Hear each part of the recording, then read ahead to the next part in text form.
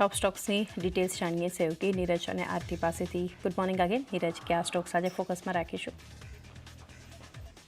જી good morning. અને આજે સૌથી પહેલાં જે સ્ટોક આપણે ફોકસમાં રાખવાનો છે હીરો મોટો કોર્પનો છે. ડિસેમ્બરના આપણે છેલ્લા 2 દિવસથી વેચાણના આંકડા જોઈ રહ્યા છીએ, ત્યારે ગઈકાલે બજાર બંધ થયા બાદ અહીંયા જાહેરાત કરવામાં આવી હતી અને ખાસ કરીને જે કુલ સેલ્સ છે એ અહીંયાથી થોડું ચિંતાજનક રીતે 17.5% જેટલું ઘટ્યું છે. 3.93 લાખની સામે 3.24 લાખ પર રહેતું જોવા મળ્યું છે.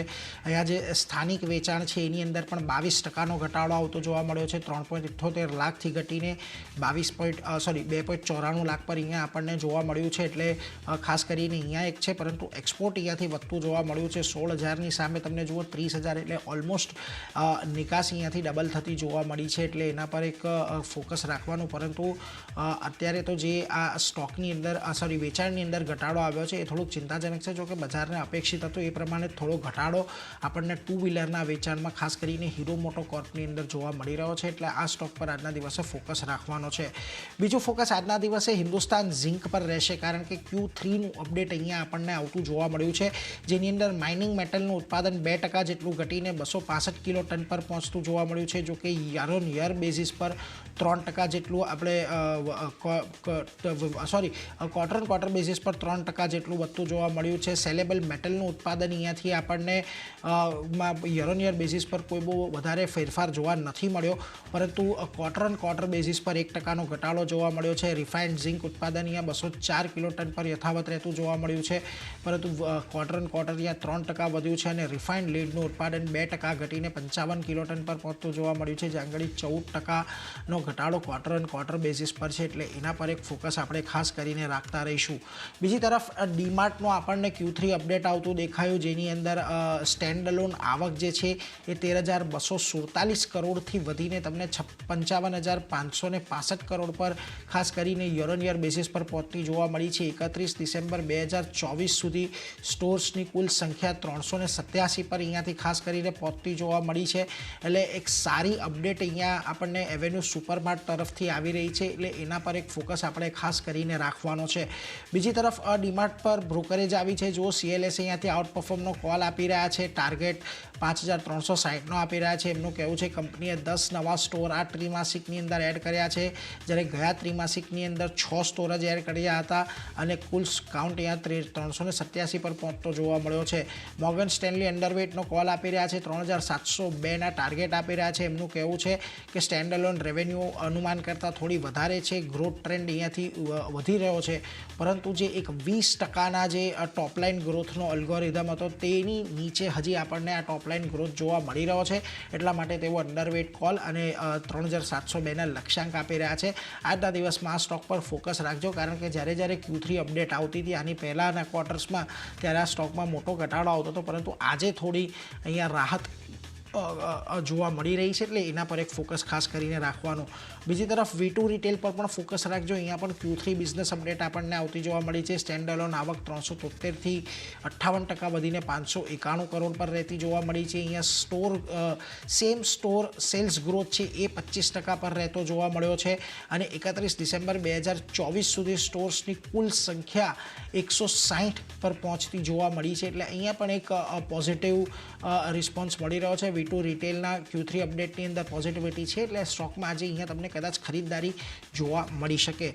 બીજી તરફ બેંક ઓફ મહારાષ્ટ્ર તમારે નજર રાખવાનું છે. જો ટોટલ બિઝનેસ અહીંયા કંપનીનો 16.9% જેટલો વધ્યો છે, 5.8 લાખ કરોડ પર પહોંચ્યો છે. ગ્રોસ એડવાન્સીસ અહીંયા 21.2% જેટલા વધ્યા છે અને 2.29 લાખ કરોડ પર પહોંચ્યા છે. ડિપોઝિટ પણ અહીંયા 13% વધી છે અને કાસા પણ 48.28% પર રહ્યો છે, જે થોડો ઘટાડો આવ્યો છે no doubt year on year અને ક્વાર્ટર ઓન ક્વાર્ટર બેઝિસ પર કાસા રેશિયોની અંદર.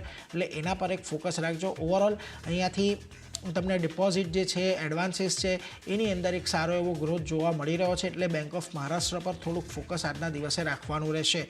બીજી તરફ કેપિટલ સ્મોલ ફાઇનાન્સ બેંકના પણ આંકડા આવતા દેખાયા છે. ગ્રોસ એડવાન્સીસ 19.2% વધીને 6,816 કરોડ પર રહ્યા છે. ગ્રોસ NPA અહીંયા 2.97%થી ઘટીને 2.67% પર રહ્યા છે. ગ્રોસ નેટ NPA અહીંયાથી તમને ખાસ કરીને થોડા ઘણા ઘટતા જોવા મળ્યા છે. ક્વાર્ટર ઓન ક્વાર્ટર બેઝિસ પર પણ વધતા જોવા જોવા મળ્યા છે, એટલે એના પર એક ફોકસ રાખજો. અને કુલ ડિપોઝિટ 12% જેટલી વધી છે અને 7.8% જેટલો ક્વાર્ટરમાં વધારો છે, અને યર ઓન યર બેસિસ પર 12% જેટલો વધારો છે, એટલે એના પર એક ફોકસ ખાસ કરીને રાખીશું. બીજી તરફ MOILના પણ બિઝનેસ અપડેટ આવતા જોવા મળ્યા. મેંગેનીઝ ઓરનું ઉત્પાદન 4.6 લાખ ટન છે, સેલ્સ 13% વધીને 13.88 લાખ ટન પર આપણને અહીંયા રહેતું જોવા મળ્યું છે.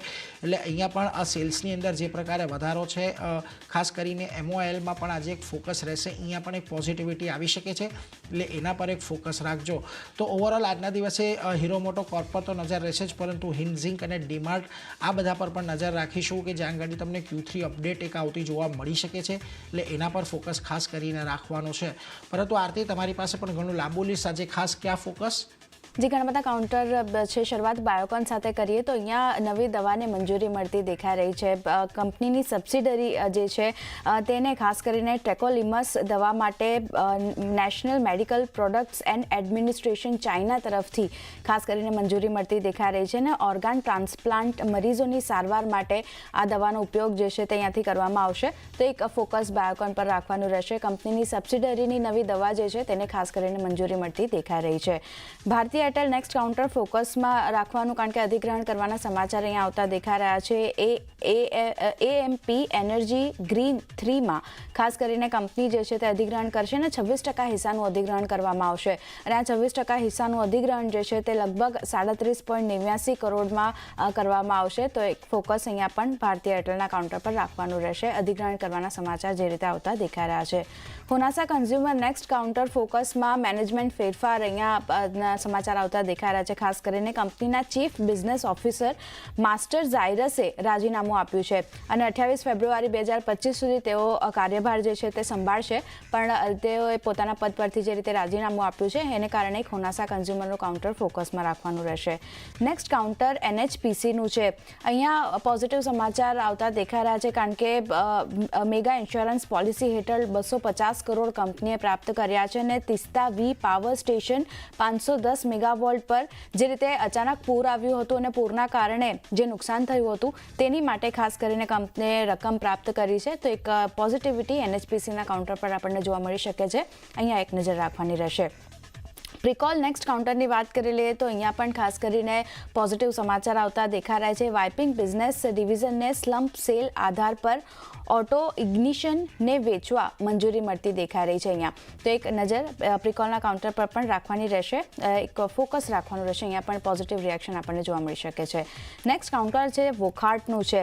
અહીંયા મંજૂરી મળી છે ઇન્ડિયન ડ્રગ રેગ્યુલેટર CDSO પાસેથી.